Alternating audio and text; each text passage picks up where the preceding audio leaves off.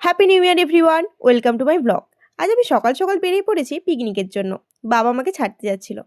বাবা আমাকে একটা দোকানের সামনে নামিয়েছিল কারণ কিছু কেনার ছিল। দিন কেনাকাটা করে চললাম ডেস্টিনেশনের ওখানে। ওখানে গিয়ে আমি না একটা ছোট গিফট পেয়ে গেছিলাম। ওটা তোমাদেরকে অন্য কোনো ব্লগে দেখাবো। ও আজকে কিছুটা ব্লগ আমার বান্ধবীও করেছে, দেন আমিও স্টার্ট করেছিলাম। সেটা তোমরা দেখলেই বুঝতে পারবে। হাই গাইস, আজ 1 জানুয়ারি 2026। তো আজকে আমরা ফ্রেন্ডরা সবাই মিলে পিকনিক করতে এসেছি। সরঞ্জাম সব রেডি আছে, চাল আইটেমে কি কি আছে তোমাদের পরে দেখাচ্ছি। এই যে একজনই পুরুষ এসছে, আপাতত গ্যাসের ওপর বসে আছে। ও বসে বসে ওই গ্যাস ট্যাঙ্কির ভিতরে গ্যাস ভরছে। লজ্জায় এখানে থাকতে পারলো না, সব বনের দিকে চলে যাচ্ছে। ও কি করবো গাইস, কিছু করার নেই। আমাদের কাজকর্ম শুরু হয়ে গেছে। মেঘা এখানে পেঁয়াজ কাটছে মন দিয়ে। অনুষও পেঁয়াজ ছাড়ানোর চেষ্টা করছে, আমি জানিও পারবে। রুমা এখানে, আচ্ছা ও 3টা পেঁয়াজ ছাড়িয়ে নিয়েছে, তোমরা দেখো গাইস। রুমা এখানে আলু ছাড়াচ্ছে, আমি কি করবো তাই ভাবছি এখন। আমরা ছাড়াও এখনো 1 2 3 4 5 জন, তো এখনো 9 জন বাকি আছে। তো ওরা এলে তোমাদের সাথে ওদের দেখাচ্ছি। ওকে, এখানে জল না এনে গামলা নিয়ে দাঁড়িয়ে আছে, আর এখানে একজন বালতি নিয়ে আছে জল নিয়ে যাওয়ার জন্য, আরেকজন যাচ্ছে বালতি নিয়ে জল আনতে। এই যে আরেকজন কড়াই নিয়ে যাচ্ছে ধোয়ার জন্য, আর ওইখানে সবাই বিজি জল ভরার জন্য আসছে। হাই কর,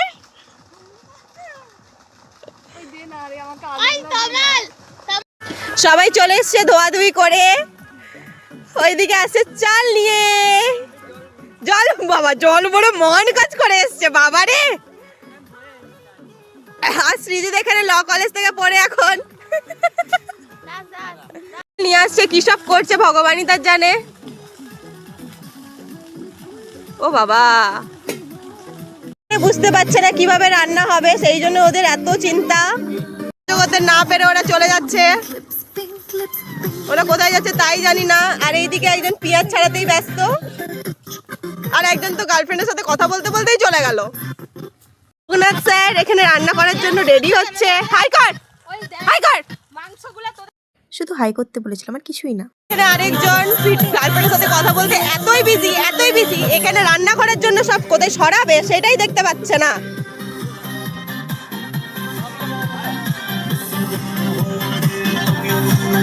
চলে যাচ্ছে অন্য কোথাও রান্না করার জন্য, আমাদেরকে এখানে একা রেখে দিয়ে। আর আমরা এখানে পেঁয়াজ ছাড়াচ্ছি, আলু ছাড়াচ্ছি, করতে হয়। এটা পচা পেঁয়াজ, আই থিংক। দেখ এখানে একজন পচা পেঁয়াজও খুঁজে পেয়েছে। থাকে থাকে ফোন নিয়ে পালিয়ে যায় আর গান বন্ধ হয়ে যায়।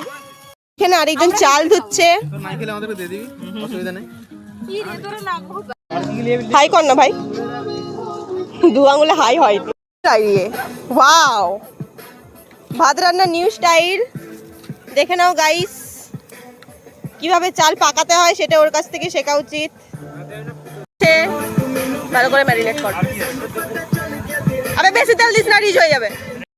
এখানে ওরা কিছু একটা চেষ্টা করছে। আর তুই মুখটা দেখা না ভাই, কিছু এমন হয়ে যাবে না। গুড। ওইদিকে রান্না হচ্ছে আর এখানে নাচ করছে। ও নাচতে থাকুক, তোমাদেরকে একজন প্রাণীর সঙ্গে দেখা করাই চলো। मुझसे प्यार करती है या नहीं करती है? नहीं, तेरा मुझसे प्यार है या नहीं है? देखा कर। এদিকে আমাদের ভাত রেডি হয়ে গেছে, আর তমাল এদিকে ভাতটাকে ছেঁকে নিচ্ছে। ওই পেছনে দুজন এই এসে পৌঁছালো।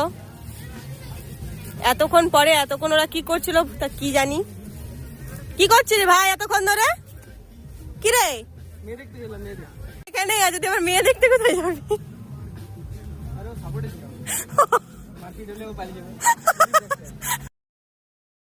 এখানে চিকেনটা ম্যারিনেশন করা হচ্ছিল। চিকেন ম্যারিনেশন করতে করতে গ্যাস বন্ধ হয়ে গিয়েছিল। গ্যাসটাকে অন করে তেলটা গরম হতে একটু দেরিই হচ্ছিল। দেন তেল গরম হতে চিকেনটাও দিয়ে দেওয়া হলো। এখানে রাঁধুনি চেঞ্জ হয়ে গেছে, মিস্টার রয়ন এখন রাঁধুনি।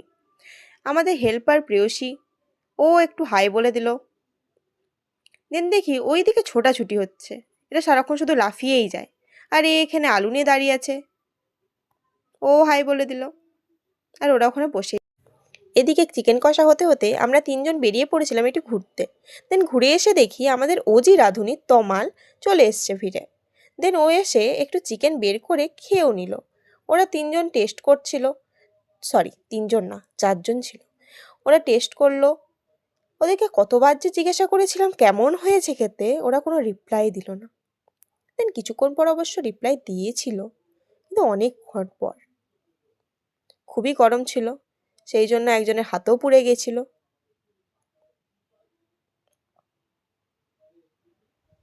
দেন এখানে দই ছিল, সেটাই দেখানো হচ্ছিল, আর কিছুই না। দেন এখন বলল কেমন হয়েছে খেতে। আমরা সবাই এতই ভালো আর এতই টাইম জ্ঞান যে 3টে 4-এর সময় আমাদের রান্না কমপ্লিট হয়নি, তখনও আমাদের রান্না কন্টিনিউ চলছে। জানো আমরা কখন খেতে বসেছিলাম? 3:45-এ। তার মাঝে সবাই মিলে কুরকুরে খেয়ে নিলাম। 3টা 4-এর সময় মাটনটা ওরা কষাচ্ছিল। দেন মাটন কষাতে কষাতেই আমাদের টাইম চলে গেছিল, কারণ মাটন তো একটু শক্তই হয়। দেন আমাদের রাঁধুনি গামছা পরেই রান্না করতে শুরু করে দিয়েছিল। তারক ভাত দিচ্ছিল, ওর ভাত দিতে দিতে আমার ফোনের দিকে তেড়ে আসছিল। আর এতই পরিমাণে ও আমাকে ভাত দিয়েছিল যে ওগুলোকে খেতেই আমি হিমশিম খেয়ে গেছিলাম।